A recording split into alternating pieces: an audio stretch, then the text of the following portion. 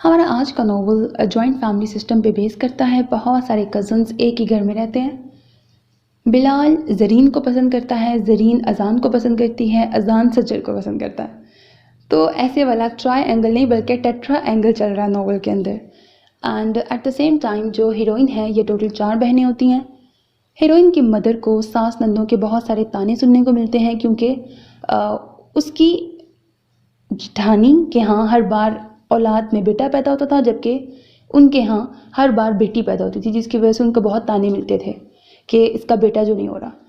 अब हर औलाद की बार हीरोइन की मदर शिद्दत से दुआ करती थी कि उनको इस बार बेटा हो जाए। सोसाइटी का प्रेशर एंड ऑल दैट। अब चौथी बार जब उन्होंने एक्सपेक्ट किया तो डॉक्टर ने उनको बताया कि वो ट्विन्स एक्सपेक्ट कर रही हैं। एक बेटा था और एक बेटी थी, बट अनफॉर्चुनेटली डिलीवरी के बाद बेटा कुछ घंटे ज़िंदा रहा और उसकी डेथ हो गई।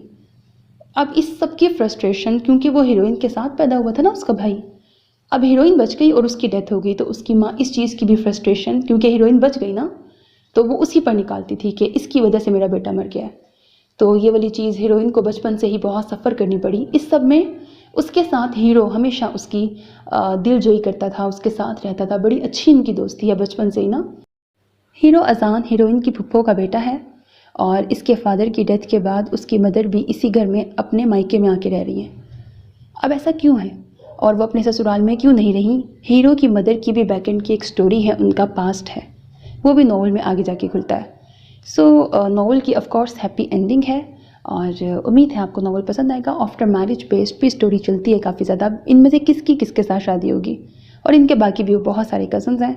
उम्मीद है आपको नॉवल पसंद आएगा। अपना बहुत ख्याल रखिएगा। नेक तमन्नाओं के साथ अल्लाह हाफिज़ and don't forget to subscribe to my channel because that's how you can encourage me, and that's the only kind of support and encouragement which I want from all of you. Allah Hafiz.